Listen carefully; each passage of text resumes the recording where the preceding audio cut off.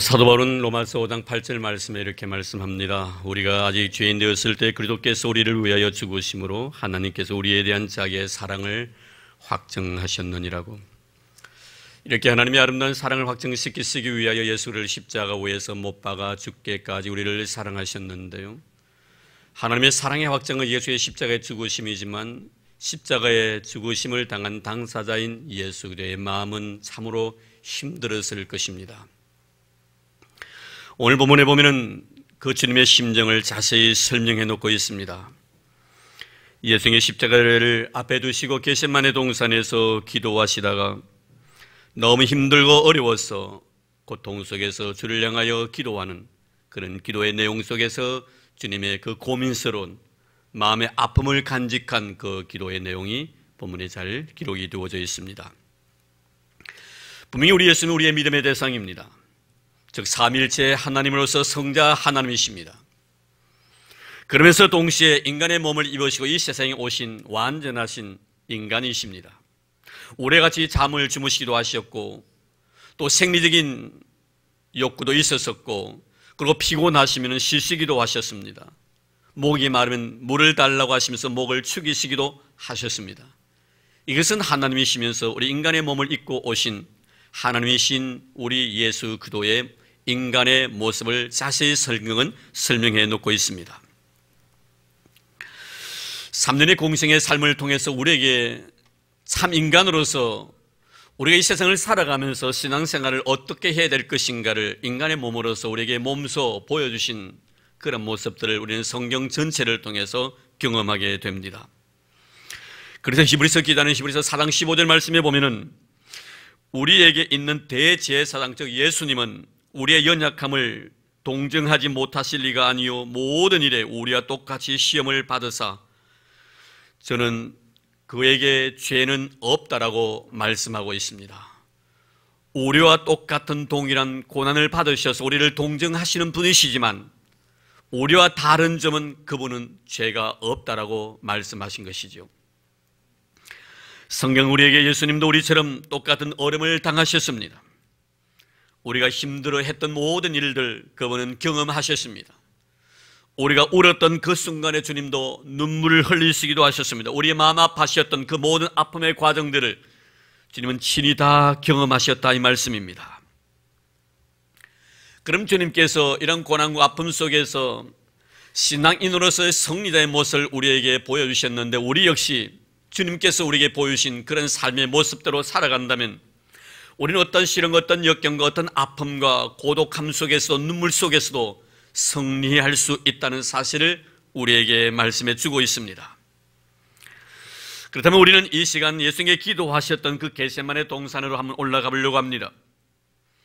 겟세마네 동산에서 십자가를 앞에 두시고 기도하시던 주님의 모습 속에서 우리는 먼저 주님의 두려워하신 모습을 먼저 발견하게 됩니다. 그러니까 주님은 십자가 앞에서 두려워하는 마음을 가졌다는 것은 자신의 죽음에 대해서 두려운 마음을 가졌다는 것입니다. 33절 말씀입니다. 베드로와 야고보와 요한을 데리고 가실 때 심히 놀라시며 슬퍼하사, 여기서 심히 놀랐다는 것은 십자가를 앞에 두시고 자기의 죽음의 문제를 앞에 두시고 겟세마네 동산에 기도하시면서 마음 심적으로 굉장히 심히 놀랐다. 여기서 심히 놀랐다는 것은 말문이 막힐 정도로 매우 놀라서 공포에 떨었다는 그런 의미를 가진 단어입니다. 말문이 팍 막힐 정도였습니다. 너무 두려워서 공포에 사로잡혔다 이 말씀입니다.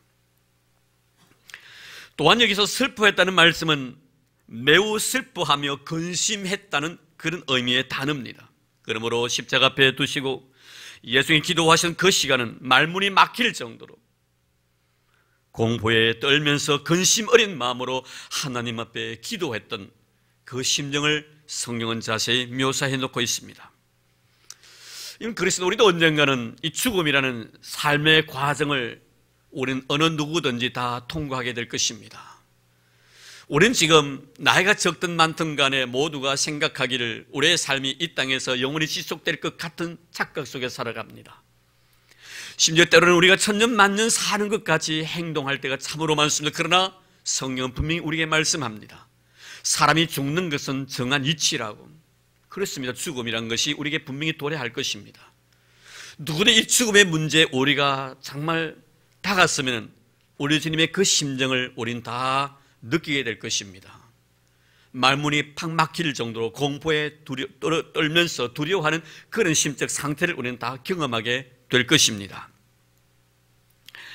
자, 그러면 주님께서는 이렇게 하나님의 놀라운 은혜와 사랑 속에 살아가고 있는 삶의 모습 속에서도 그는 죽음 앞에서 두려워하고 있었다는 이런 모습을 먼저 우리 주님의 삶을 통하여 경험하게 되고, 두 번째는 뭐냐면 34절 말씀에 보니 내 마음이 심히 고민하여 죽게 되었으니 너희는 여기 머물러 깨어 있으라고 말씀하고 있습니다.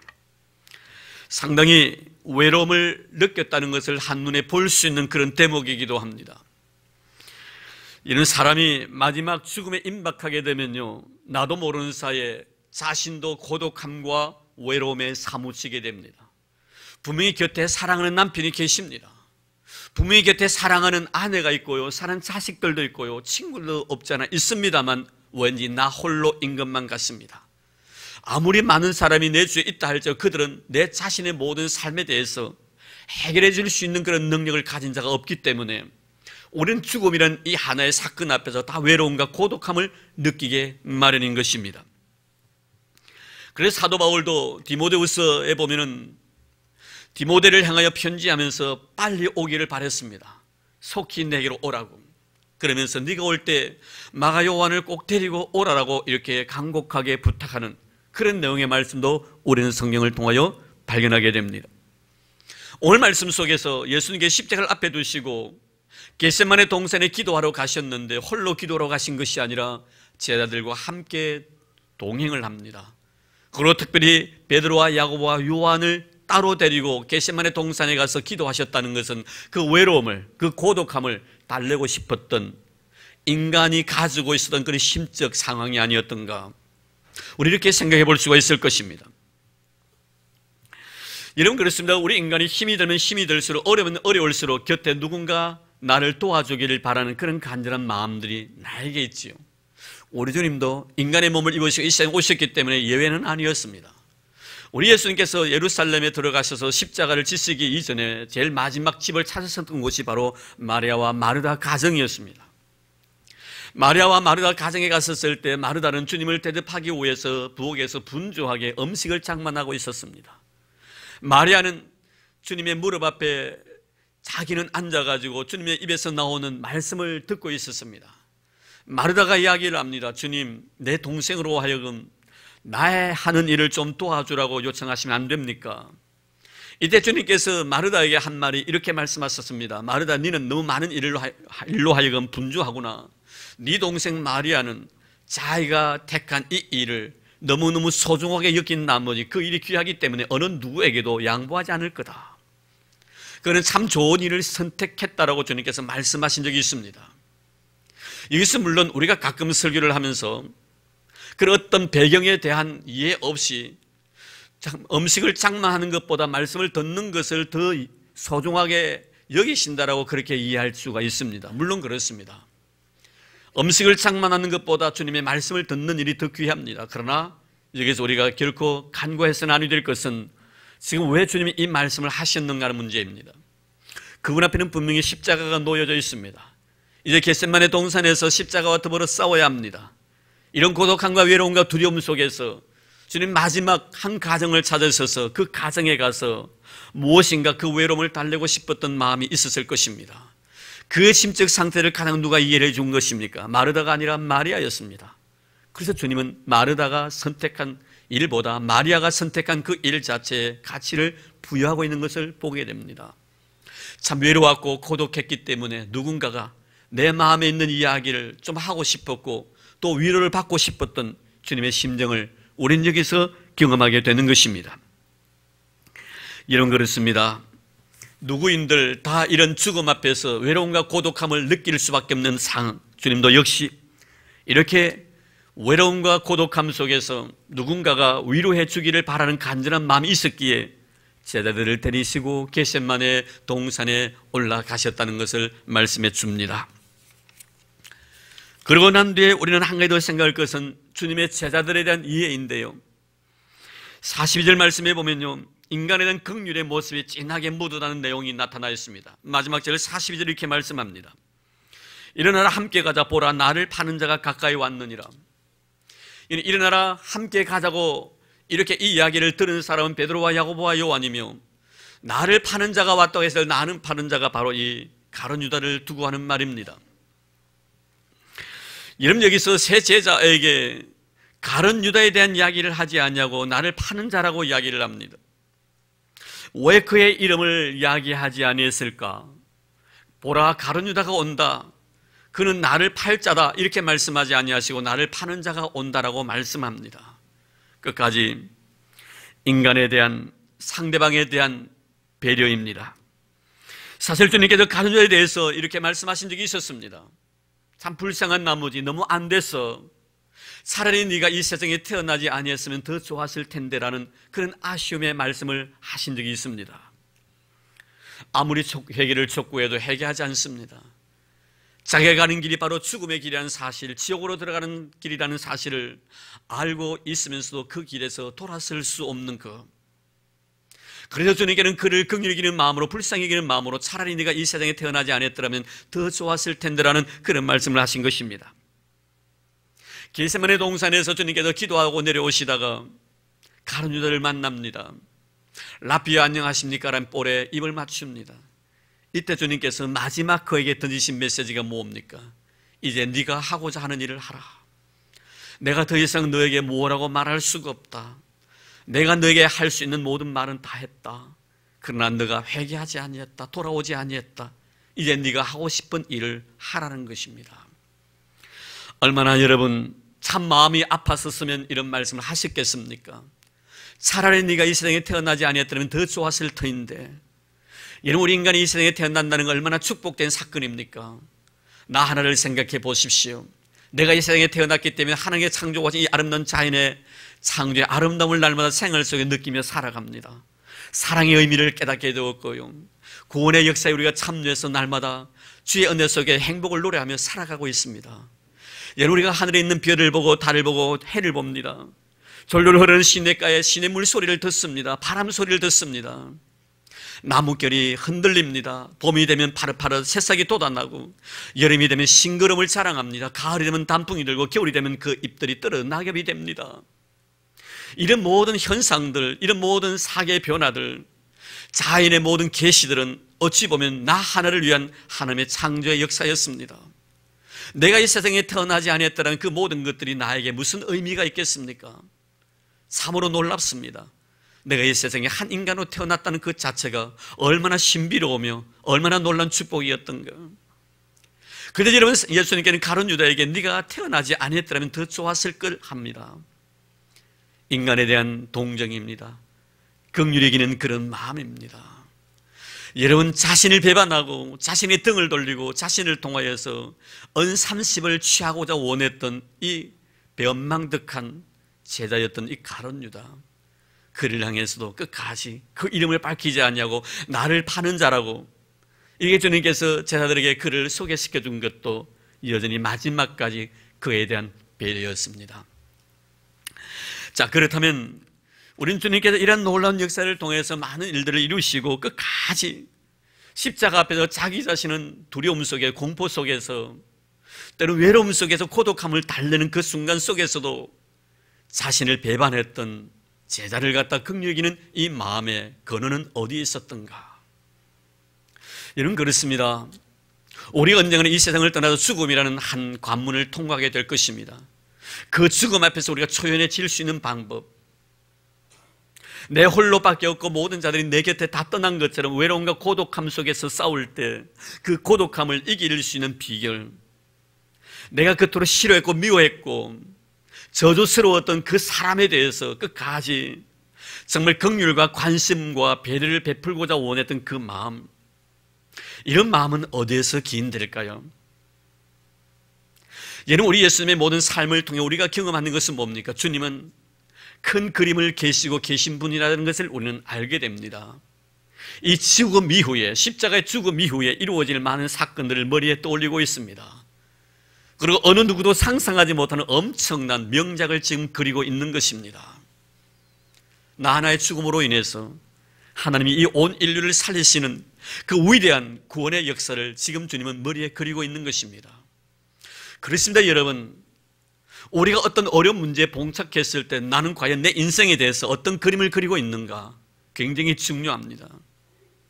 혼돈과 어려움 속에서, 휘말림 속에서 내가 그림을 그린답시고 붓을 잡았는데 그림이 아니라 항출이 되어버렸습니다. 낙서가 되어버렸습니다. 작품이 되지 못합니다. 우리는 가끔 그렇게 살아갈 때가 참 많습니다. 내 자신의 삶 속에 두려운 문제, 어려운 문제가 봉착했을 때 그것을 해결하지 못하고 유리방황하면서 어찌할 바를 몰랐던 내 자신의 삶의 모습들, 이런 것은 어찌 보면 그림이 아니라 하나의 낙서에 불과했을 것입니다. 우리는 요셉의 생애를 통해 왜 그다지 요셉은 하나님 앞에 위대한 일꾼으로 쓰임받았던가? 우리가 성경 속에 나타나 있는 위대한 인물들의 모든 삶의 모습들을 바라보면 어느 누구인들 이런 두려움과 공포에서 자유할 수 없었고, 이런 고독함과 외로움 속에서 벗어날 수 있는 사람은 한 사람도 없었습니다. 그런데 왜 그들은 그렇게 빛나는 인생을 살았고 하나님 앞에 인정받는 위대한 믿음의 사람들이 되었던가? 그는 항상 그 고난과 두려움과 공포 속에서 장차 나에게 주어질 아름다운 그림을 그렸기 때문입니다. 요셉의 경우가 바로 그런 경우가 아니겠습니까, 여러분?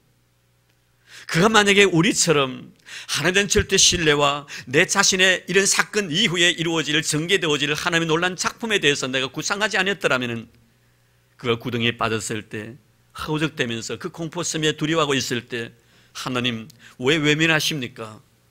나를 이 구덩이에 왜 건져내 주지 않습니까? 라고 그는 절규했을 것입니다. 또 그가 구덩텅이에서 결국에는 건져냄을 당해서 간 곳이 바로 노예였습니다. 또 그리고 감옥 속이었습니다. 노예로 생활하면서 감옥 생활을 하면서 하나님, 나는 정정당당하게 믿음으로 살아왔음에 불구하고, 진실하고 정직하게 살아왔음에 불구하고 왜 나에게 이런 시련이 주어집니까? 왜 하나님 내 사건에서는 이렇게 침묵하십니까? 라고 대들지 않았습니다. 그는 그 고난 이후에 자기에게 주어질 아름다운 세계를 꿈꾸면서 정말 멋진 작품을 그는 머릿속에 그리고 있었다는 사실입니다. 그러기에 주님께서는 그를 축복해 주셨고, 오늘 우리 주님 역시 마찬가지로 이 십자가 앞에서 장차 이루어질 하나님의 위대한 역사, 하나님의 계획과 그 섭리를 지금 보고 있는 것입니다. 그러면 이런 놀란 힘과 원동력 어디서 기인되었을까?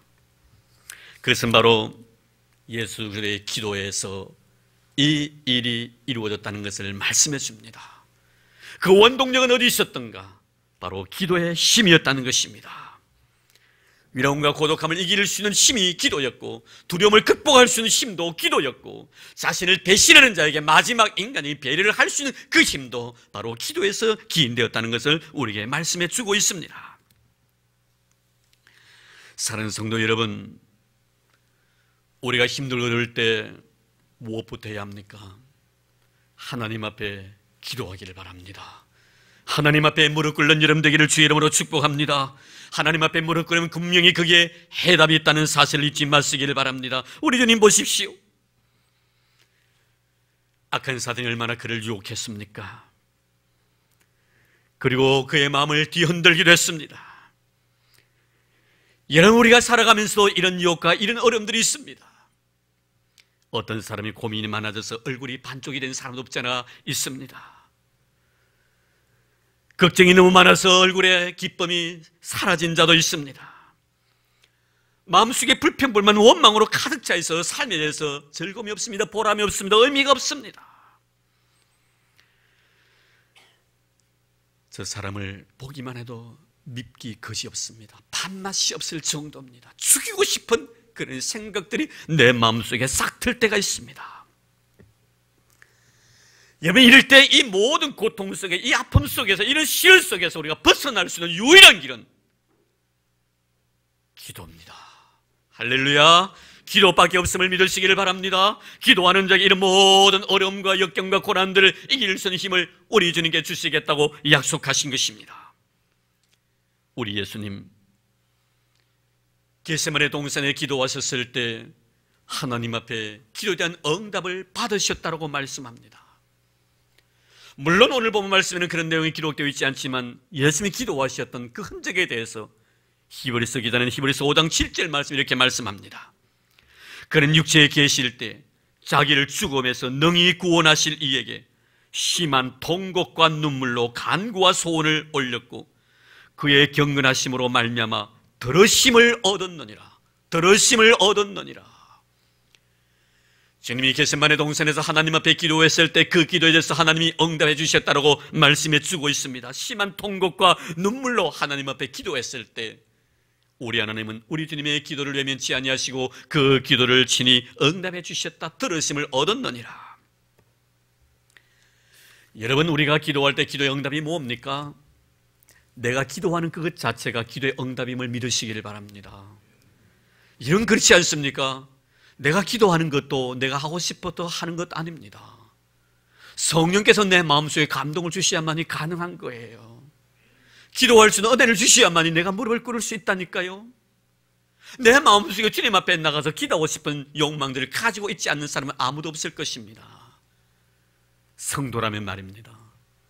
그러나 여러분, 어떤 사람은 밤낮 주야로 무릎 꿇고 하나님 앞에 눈물로서 통곡하며 기도하는 사람이 있는가 하면 기도하지 않는 사람도 있습니다. 물론 말하겠지요. 생활 속에 나는 기도한다라고.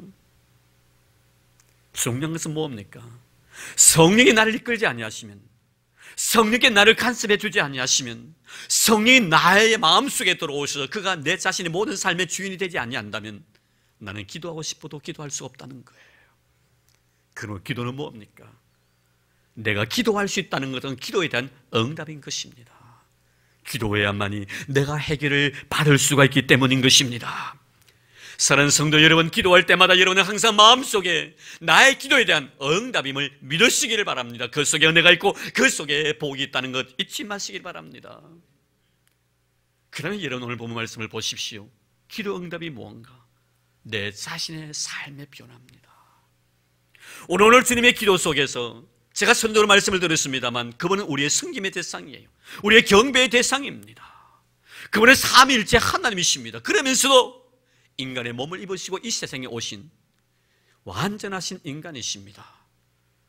우리와 똑같은 생긴 구조를 가지고 계시지만 우리와 다른 점은 그분은 죄가 없다고 말씀하고 있습니다. 오늘 여러분 말씀 속에서 기도 내용을 보십시오. 우리 주님의 변화의 모습 말입니다. 그분도 변화되기를 원하셨습니다. 완벽하신 인간으로 오셨지만 그 기도 내용을 보면은 우리가 주님의 변화의 모습을 통해서 너희들도 이렇게 기도가 변화되어라는 거예요. 기도의 변화입니다. 주님의 기도의 변화를 볼까요? 36절 보겠습니다. 이르시되 아빠 아버지여, 아버지께는 모든 것이 가능하오니 이 잔을 내게서 옮기시옵소서. 먼저 주님께서 하나님 앞에 기도한 내용이 뭡니까? 이 잔을 내게서 옮겨달라는 것입니다. 내 편에서 지금 하나님 앞에 기도하고 있는 것입니다. 내 관점에서 지금 십자가를 바라보고 있는 것입니다. 내 관점의 고통과 고난의 의미를 지금 생각하고 있는 것입니다. 무슨 뜻입니까 여러분? 하나님, 십자가 너무 힘듭니다. 너무 어렵습니다. 이거 내 꼭 져야 됩니까? 이거 지지 않고 인류를 구원할 수 있는 방법이 없습니까? 그 방법이 있다면 그 방법을 선택하는 것이 어떻겠습니까? 지금 하나님 앞에 자신의 생각을 이야기하는 거예요. 이것이 바로 본래 우리의 모습입니다. 그렇죠 여러분, 우리도 그렇지 않습니까? 모든 사건을 대할 때마다 내 관점에서 바라봅니다. 저 사람도 내 생각에서 바라봅니다. 이 사건도 내 관점에서 바라봅니다.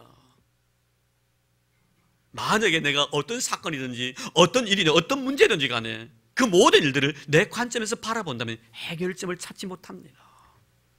미워할 사람은 끝까지 미움의 대상이 됩니다. 두려움의 대상은 끝까지 두려움의 대상이 되고요, 공포의 대상은 끝까지 공포의 대상이 됩니다. 그러나 여러분, 그 다음에 기도의 내용이 참으로 중요합니다. 36절 그 다음 말씀 보겠습니다. 이 잔을 내게서 옮기시옵소서. 그러나 나의 원대로 마옵시고 아버지의 원대로 하옵소서. 내 기도의 관점이 나에게서 출발해서 이제는 그것이 하나님에서 모든 것이 시작된다는 거예요. 하나님의 관점에서 이것을 보겠다는 겁니다. 내 관점에서 바라보니 그 십자가는 너무나 고통이에요. 그러나 하나님의 관점에서 그 십자가를 바라볼 때 내가 그 십자가를 짐으로 인해서 모든 인류가 구원을 받는다는 이 위대한 사실을 발견하게 되는 것입니다. 주님의 기도의 변화입니다. 우리에게 뭘 요구하는 것입니까? 너희들도 현실의 어려운 문제가 부딪힐 때 틀림없이 너희들은 먼저는 너희들의 관점에서 이 사건을 해결하려고 시도할 것이다. 그러나 거기서 끝을 내면 안 된다. 나의 관점에서가 아니라 이제는 하나님의 관점에서 이 사건을 보도록, 하나님의 관점에서 이 사건을 해결하도록 너는 너의 기도를 변화시켜야 된다. 할렐루야. 사랑하는 성도 여러분, 우리가 살아가면서 어떤 사건과 어떤 문제에 봉착했을 때 처음에는 내 관점에서 그 문제를 진단할 때가 있을 것입니다. 그러나 거기서 멈추면 안 됩니다. 그래서 우리 주님은 다음 기도를 하신 것입니다.